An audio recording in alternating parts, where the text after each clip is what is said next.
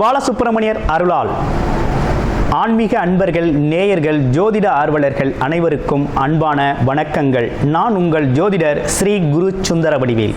இப்போ பார்த்தீங்கன்னாக்க ஏப்ரல் மாதத்திற்கான பலாபலன்கள் ஒவ்வொரு ராசிக்கும் எப்படி இருக்குது அப்படிங்கிறத, என்ன செய்யலாம், என்ன செய்யக்கூடாது, என்ன விதமான வழிபாடுகள் உகந்ததாக இருக்கும், நட்சத்திர பலன்கள்லாம் ஒவ்வொரு ராசியில் இருக்கக்கூடிய நட்சத்திரங்களுக்கும் சிறப்பு பலன்கள்லாம் எப்படி இருக்குது அப்படிங்கிறதை பற்றி விரிவாக தெளிவாக நம்ம இந்த வீடியோ மூலமாக நம்ம பார்க்க இருக்கிறோம்.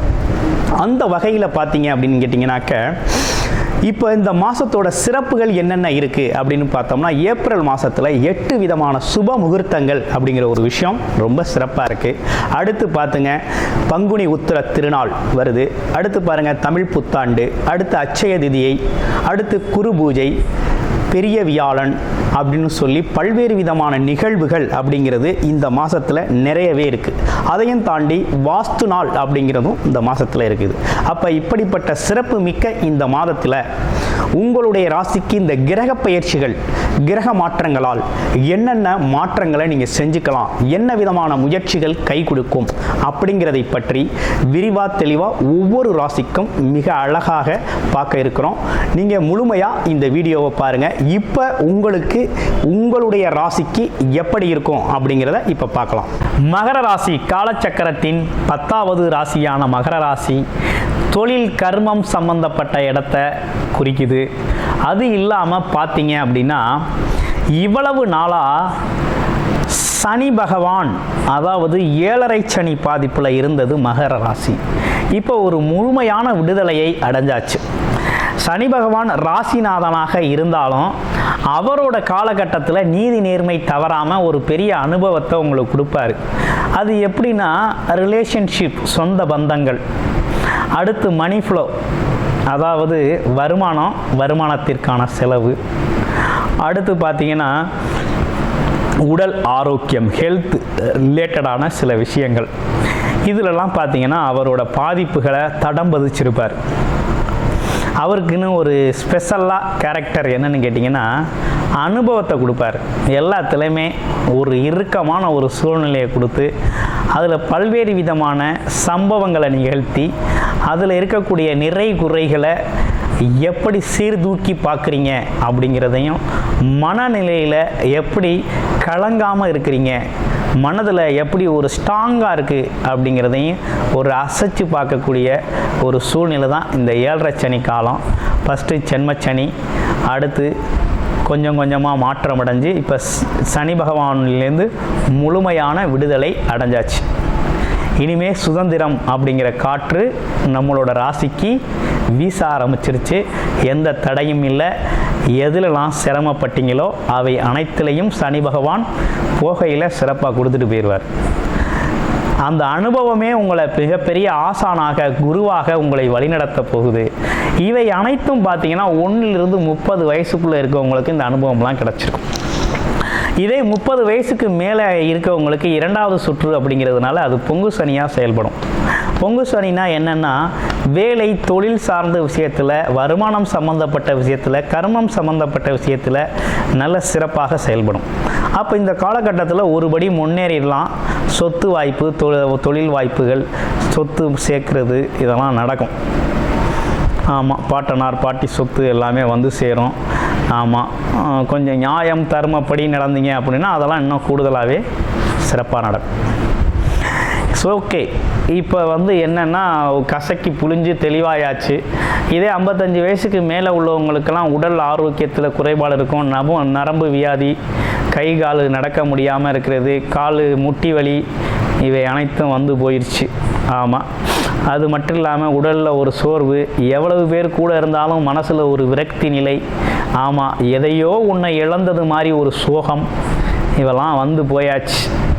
இனி கொஞ்சம் சுதந்திரமாக வாழ்க்கையை சிறப்பாக செயல்படலாம். ஆமாம், அனுபவமே சிறந்த ஆசான் அப்படிங்கிறது மாதிரி மகர ராசி அன்பர்களுக்கு அற்புதமான அனுபவத்தை கொடுத்து வெளியேறியாச்சு. இனி மகர ராசியை பொறுத்த வகையில் ஒரு முக்கியமான விஷயம் என்னென்னா, தொழில் என்ன தான் வேலை பார்த்தாலும் வேலையில் ஒரு விருப்பம் இருக்காது. வேலை சம்பந்தப்பட்ட விஷயத்தை விட தொழில் சம்பந்தப்பட்ட விஷயத்தில் அதீத அக்கறை செலுத்தக்கூடியவர்களாக நீங்கள் இருக்கிறீங்க. அப்போ தொழிலில் ஜெயிக்கக்கூடிய தொழில் நுணுக்கங்கள் அனைத்துமே நீங்கள் தெரிஞ்சு வச்சுருக்கக்கூடிய அமைப்பு இருக்குது தொழில் செய்யக்கூடியவர்கள். ஆமாம், அந்த தொழில் நுணுக்கத்தோடு அந்த தொழிலை தொடங்கையில் மிகப்பெரிய முன்னேற்றம் அப்படிங்கிறது உங்கள் வாழ்க்கையில் சிறப்பாகவே அமையும். அடுத்து பாருங்கள், வேலை அப்படின்னு எடுத்துக்கிட்டோம்னா என்ன மாதிரி வேலை பார்ப்பீங்க அப்படின்னா, ஒரு உயர்வான இடத்துல தான் நிர்வாகம் சம்பந்தப்பட்ட துறையில் தான் நம்ம வேலைகள்லாம் இருக்கும். இதெல்லாம் எதை வச்சு சொல்கிறோம் அப்படின்னா, மகர ராசி அன்பர்களோட நிறைய ஜாதகங்கள் நமக்கு அனுப்பி பார்த்துருக்கீங்க. அனைவருக்கும் இந்த வீடியோ வாயிலாக மனமார்ந்த நன்றியை தெரிவிச்சுக்கிறோம். இப்போ என்னென்னு கேட்டிங்கன்னா, உங்கள் ராசிக்கு இந்த ஏப்ரல் மாதத்தில் என்ன நடக்க போகுது அப்படின்னா, வேலை, தொழில், வியாபாரம் இது மூணுலையுமே கொடி கட்டி பறக்க போகிறீங்க. எல்லாமே முன்னேற்றம் தான். ஏன்னா குருவோட பார்வை நேரடியாக உங்கள் ராசிக்கே விழுகுது. அது மட்டும் இல்லாமல் குரு பார்க்குற இடங்கள் அப்படின்னு எடுத்துக்கிட்டோம்னா லாபஸ்தானத்தை பார்க்குறார். அடுத்து எந்த இடத்த பார்க்குறார் அப்படின்னா, உங்கள் ராசிக்கு 9ஆம் இடம், 11ஆம் இடம் உங்களோட ராசி. இது எல்லாமே ரொம்ப முக்கியமான இடங்கங்க. 9ஆம் இடங்கிறது பாக்கியஸ்தானம். அப்பா வகையில் இருக்கக்கூடிய சொத்து. உங்கள் தர்ம காரியப்படி உங்களோட வாழ்க்கையில் உங்களுக்கு நடக்கக்கூடிய அதிர்ஷ்ட யோகங்கள்லாம் அங்கே தான் செயல்பட போகுது. பயணங்கள் சம்மந்தப்பட்ட விஷயத்தில் மிகப்பெரிய முன்னேற்றம் காண போகிறீங்க. அதுலேயும் பார்த்தீங்கன்னா தெய்வ வழிபாடு, ஆன்மீகம் சம்பந்தப்பட்ட விஷயத்தில் நல்ல பதவிகள் கிடைக்கும். மனம் எப்போதுமே ரொம்ப ஆரோக்கியமாக இருக்கும், சீராக இருக்கும். எதிர்பார்க்காத விஷயங்கள்லாம் அசத்த போகுது. வருமானத்துலேயும் சரி, ரிலேஷன்ஷிப்லேயும் சரி முன்னேற்றம்.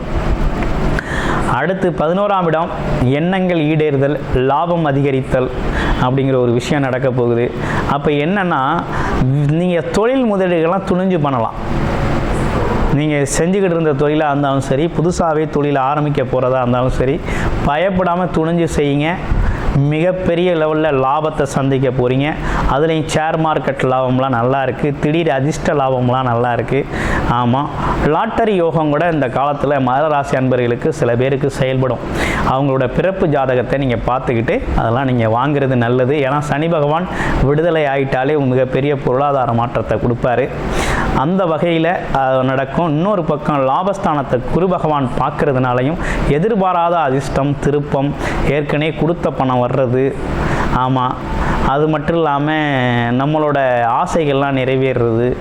ஆமாம், நீண்ட நாள் ஆசைகள், கார் வாங்கணும், வண்டி வாங்கணும், வீடு வாங்கணும், இடம் வாங்கணும், ஒரு தொழில், பெரிய லெவலில் தொழில் நகரம், தொழில் அமைக்கணும்.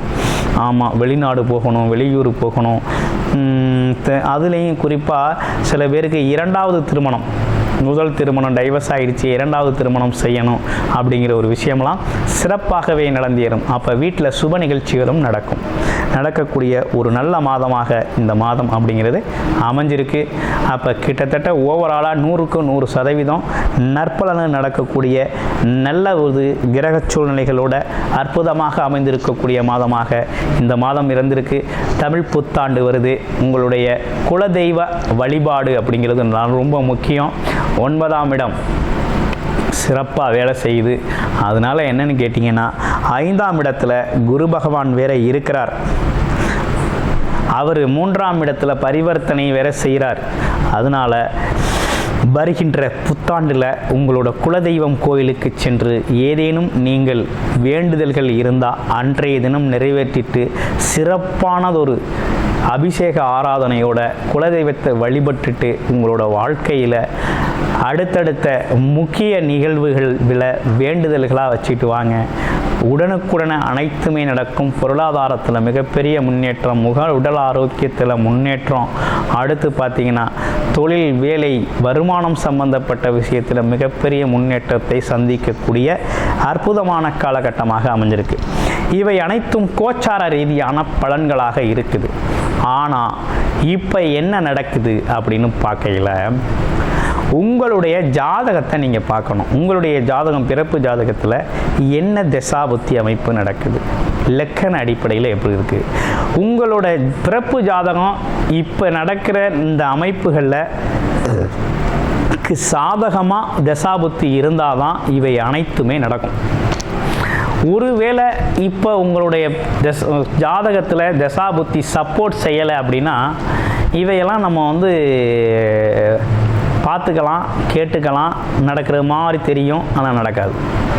அப்போ என்னென்னா, உங்களுக்கு கர்மம் அப்படின்னு சொல்லக்கூடிய கர்ம பலன்கள், அதாவது இந்த காலகட்டத்தில் இதெல்லாம் அனுபவிக்கக்கூடிய ஒரு அருமையான தசாபுத்தி அமைப்பு நடக்கணும். அதுவும் யோககரமான தசாபுத்தி நடந்துச்சுன்னா அந்த காலகட்டத்தில் உங்களை அடிச்சுக்க முடியாது, மிகப்பெரிய முன்னேற்றத்தை சந்திப்பீங்க. அதே பாதகமான சாதகமற்ற தசாபுத்தி அமைப்புகள் நடக்குது அப்படின்னா பார்த்துக்கிட்டு இருக்கலாம், நடக்கிறது மாதிரி தெரியும், கிட்டத்தில் வந்து கை நழுவி போயிடும். அப்போ நடக்கலை அப்படிங்கிற மன வருத்தம் ஏற்படும். யூடியூப்பில் எல்லாத்துலேயுமே ரொம்ப சிறப்பாக ரொம்ப நல்லதாக சொல்கிறாங்க, நம்ம வாழ்க்கையில் மட்டும் நடக்கலை அப்படிங்கிறது மாதிரி தோணும். அப்போ என்னென்னா, உங்களுடைய பிறப்பு ஜாதகத்தை பார்த்துக்கிட்டு முழுமையான பலனை எடுத்துக்கங்க. அது மட்டும் இல்லாமல் உங்களுடைய ஜாதகம் தொடர்பான பார்க்கணும் அப்படின்னா, விவரம் தெரிஞ்சுக்கணும் அப்படின்னா, டிஸ்பிளேல தர நம்பருக்கு கால் பண்ணி அப்பாயின்மெண்ட் ஃபிக்ஸ் பண்ணிக்கிட்டு உங்களுடைய முழுமையான ஜாதகத்தை பார்த்து நீங்கள் தெரிந்து கொள்ளலாம். நன்றி, வணக்கம், வாழ்த்துக்கள்.